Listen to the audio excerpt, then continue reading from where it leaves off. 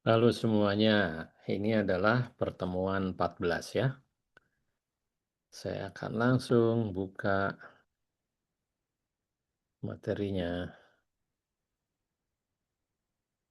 Oke, ya kita bikin pointernya dulu, pen ya. Hari ini pertemuan 14 di mata kuliah interaksi manusia dan komputer ya. Dan topik kali ini adalah heuristic evaluation and cognitive walkthrough. Jadi gini maksudnya ya. Web atau aplikasi itu kan perlu dievaluasi kualitasnya. Nah, cara evaluasinya itu ada dua. Yang pertama adalah secara heuristik, artinya udah ada teorinya dari para ahli, terus kita ikuti langkah-langkahnya ya, termasuk ini cognitive walkthrough. Nah, yang kedua itu adalah evaluasi pengguna, langsung dites ke pengguna. Itu tidak akan kita bahas di pertemuan 14 ini, tapi yang kedua itu nanti di pertemuan 15 ya. Jadi sekarang hari ini kita bahas dulu heuristic evaluation, evaluasi web atau aplikasi berdasarkan rumus-rumus yang udah diciptakan sama para ahlinya ya. Nah, kenapa sih harus diuji? Karena ada gap sebenarnya persepsinya ya. Kita sebagai pengembang, desainer, kadang-kadang merasa lebih tahu. Padahal si pengguna realnya itu belum tentu paham ya. Nah, ini jadi mitos desainnya nih. Aplikasi ini sudah sempurna karena tim kami bisa mengoperasikannya tanpa error. Ini kata pengembangnya. Padahal realitanya di lapangan, desainer itu mengalami yang namanya bias keakraban. Ya, jadi ada bias lah, bias ya.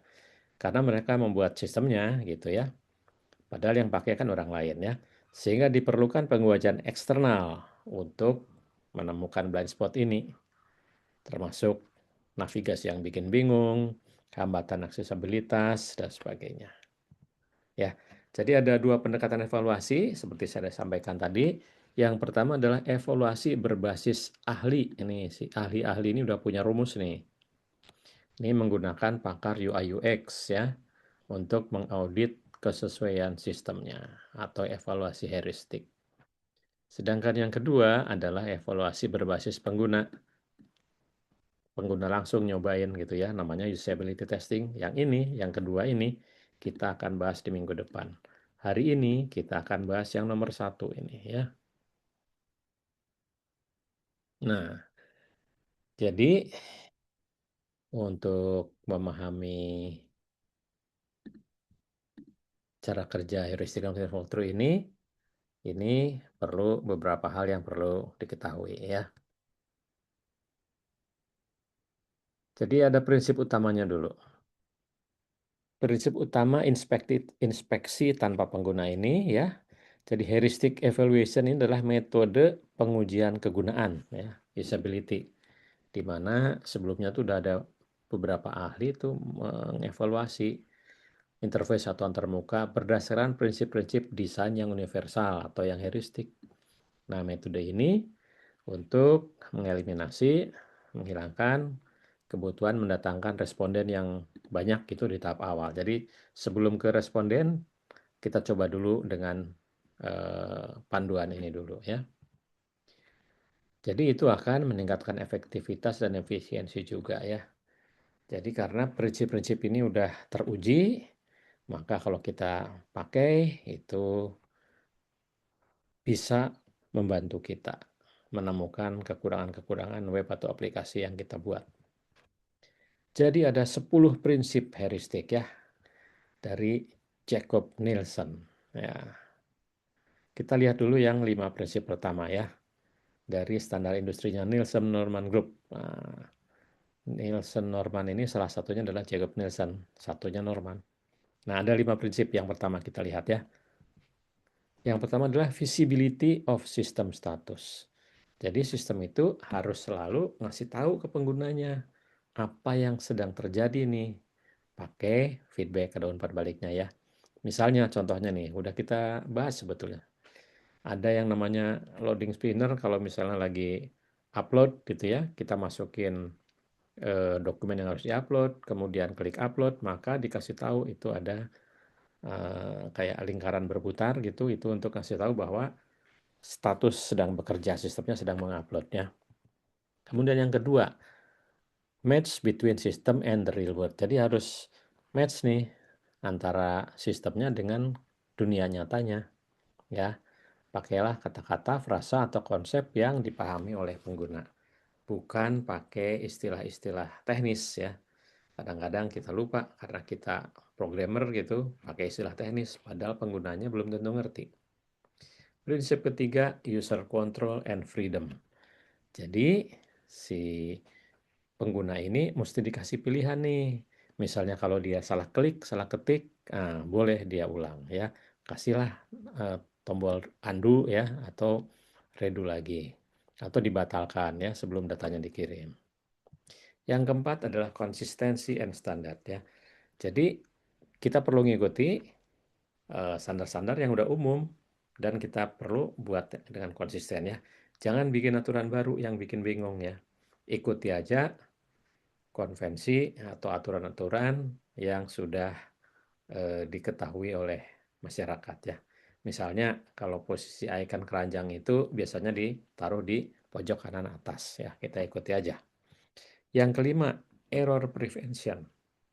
Nah, jadi desain sistem ini perlu mencegah terjadinya kesalahan dari awal ya. Bukan cuman ada nanti pesan error, tapi perlu didesain supaya kalau misalnya contohnya nih, kalau ada formulir isian, isinya belum lengkap, ya jangan bisa disubmit dulu. Kalau udah lengkap, baru boleh submit ya. Jadi kita cegah error itu. Kita lanjutkan dengan 5 prinsip berikutnya dari 10 prinsip heuristik Jacob Nielsen. Yang keenam, recognition rather than recall. Jadi kita perlu meminimalkan beban memori kognitif pengguna. Jadi jangan bikin bingung lah kalau bahasa gampangnya gitu ya. Buatlah elemen atau opsi yang jelas tanpa memaksa si pengguna ini harus mengingat-ingat info dari halaman sebelumnya ya. Prinsip ketujuh, flexibility and efficiency of use. Jadi perlu fleksibel dan efisien. Misalnya untuk pengguna yang udah expert gitu, kasih shortcut ya. Tapi juga di sisi lain untuk pengguna baru ya tetap harus mudah gitu ya. Jadi aplikasinya fleksibel. Yang kedelapan, aesthetic and minimalist design.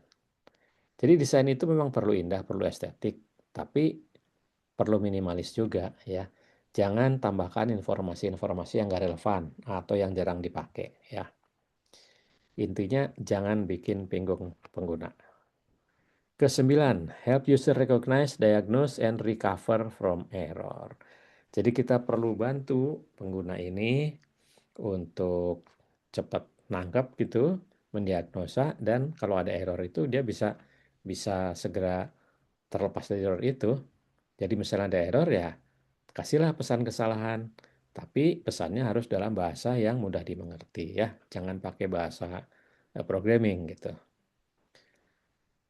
Kemudian yang ke-10, help and documentation. Nah, ini penting nih. Di aplikasi atau di web sedapat mungkin berikan dokumentasi atau help-nya ya. Jadi meskipun sistemnya udah bagus, ideal gitu, tanpa penjelasan juga udah dimengerti, tapi yang namanya dokumentasi ini tetap perlu ada. In case ada user-user yang memerlukannya ya, sehingga dia bisa menyelesaikan masalah dengan membaca panduan tersebut. Nah, ini orangnya sebenarnya nih. Inilah Bapak Jacob Nielsen, PhD. Jadi beliau ini salah satu tokoh pelopor rekayasa kegunaan antarmuka atau usability engineering ya. Dia bersama Ralph Molich, dia memformulasikan 10 usability heuristic yang barusan kita bahas ya. Tahun 90-an nih, tahun 90. Dan sampai sekarang masih dipakai standarnya ya. Jadi prinsip-prinsip heuristik rancangan beliau ini berfungsi sebagai aturan praktis atau bahasa Inggrisnya general rule of thumb ya. Panduan untuk tim pengembang dimanapun ya, Membuat sistem yang inklusif ya, logis, dan minim beban kognitif ya. Nah, kemudian yang kedua ini tentang cognitive walkthrough. Jadi selain aturan 10 heuristik tadi, ada juga untuk kita perlu tahu cognitive walkthrough. Apa sih itu? Ini adalah teknik inspeksi kegunaan ya, yang berfokus pada seberapa mudah pengguna baru itu mempelajari sistem dengan cara eksplorasi langsung. Nggak perlu baca buku panduannya ya. Jadi dapat aplikasi baru install, langsung dicoba-coba, mestinya dia ngerti gitu. Nah, ini ada eh, cara metode evaluasinya juga ya. Jadi gini, pada prakteknya ya, untuk menggunakan cognitive walkthrough ini, kita berikan nih aplikasi yang baru ini kepada eh, sorry, bukan kepada pengguna. Aplikasi baru tersebut kita lihat ya. Tapi terus kita evaluasinya nggak ngacak, tapi ada metodenya. Karena cognitive walkthrough ini udah ada panduannya juga. Ada 4 nih yang harus kita cek. Yang pertama, apakah pengguna mencoba mencapai langkah yang benar ya. Jadi evaluator itu kita perlu melihat ya, penggunanya itu nanti kalau pakai aplikasi ini memahami langkah-langkah yang dilakukan nggak sampai mencapai tujuan mereka gitu. Misalnya pengguna aplikasi baru ingin melakukan pembayaran, dia betul-betul bisa melihat tombol pembayaran atau enggak. Dia bisa ngeklik atau enggak. Itu ya, kita perlu lihat yang pertama. Lalu yang kedua, apakah pengguna menyadari bahwa tindakan yang benar itu sudah tersedia? Nah, jadi harus dipastikan ada elemen interaksinya, ada tombolnya, ada kolom inputnya, dan harus terlihat jelas dan punya affordance visual yang kuat ya. Ingat kita pernah bahas ada beberapa user yang misalnya punya keterbatasan membedakan warna. Nah, itu kita harus inklusif ya. Orang buta warna pun harus bisa pakai aplikasi atau web ini. Kemudian yang ketiga, apakah pengguna mengaitkan tindakan yang benar dengan hasil yang diinginkan. Jadi kalau tombolnya udah terlihat, udah ada labelnya, udah dicoba, dia udah ngeklik, hasilnya benar nggak? Yang tadi contohnya dia mau bayar, setelah dia cobain, betul nggak pembayarannya itu terjadi? Nah, itu harus dicek juga. Dan yang terakhir, apakah pengguna menerima feedback atau umpan balik yang tepat ya? Setelah dia eksekusi, lakukan pembayaran, ada nggak feedbacknya? Ngasih tahu nggak si aplikasinya? Pembayaran berhasil, contohnya gitu ya. Nah, itu harus ada. Jadi 4 poin ini harus dicek ya. Ini adalah analisis kognitifnya. Selain yang tadi 10 langkah heuristik yang harus dicek tadi.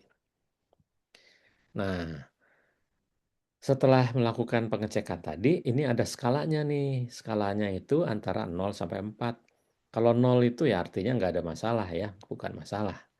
Jadi semua elemen visual ini normal, nggak ada yang mengganggu alur navigasi. Lalu poinnya 1, ada kesalahan sedikit lah gitu ya, kosmetik aja. Misalnya kesalahan visual, salah ketik, ya itu diperbaiki ya. Kemudian masalah minor, ini poinnya 2 ya, menyebabkan kebingungan tingkat rendah bagi pengguna, namun prioritas perbaikannya rendah. Nah, kalau udah skornya 3, salahnya lebih banyak lagi, itu udah mayor. Hambatan navigasinya udah cukup berat tuh. Bisa mengganggu alur kerja pengguna. Itu perlu segera diperbaiki ya, segera diperbaiki. Yang keempat, udah banyak banget salahnya, itu namanya katastropik ya, katastrof. Kegagalan sistem total tuh yang mengunci pengerjaan tugas pengguna. Itu harus perbaiki total sebelum aplikasi dirilis ya. Nah, untuk workshop ya, coba nanti berpasang-pasangan. Ada 2 kelompok yang saling bertukar aplikasi yang diperbaiki ya. Nah, jadi pertama pertukarkan link dulu ya. Jadi kelompoknya nanti berpasang-pasangan kan, misalnya kelompok 1 dengan kelompok 2. Kelompok 1 ngecekin hasilnya kelompok 2 dan sebaliknya kelompok 2 ngecekin hasilnya kelompok 1 ya. Jadi tukar-tukaran link dulu. Habis itu lakukan edit heuristik ya. Kalian bertindak sebagai evaluator ahli. Panduannya apa? Uji pakai yang 10 usability heuristic tadi, 10 poin tadi. Plus juga cognitive walkthrough yang 4 poin tadi. Kemudian catat tuh yang kesalahan-kesalahannya atau pelanggarannya ya. Kasih skor antara 0 sampai 4 ya. Lalu habis itu kasih feedback ke eh, pasangannya ya, pasangan kelompoknya. Termasuk yang perlu diperbaiki apanya. Ya. Ini workshop untuk pertemuan ke-14. Kalian saling memeriksa teman kelompoknya ya. Jadi lakukan 10 usability heuristic dan cognitive walkthrough. Itu aja. Terima kasih. Selamat belajar. Selamat bekerja.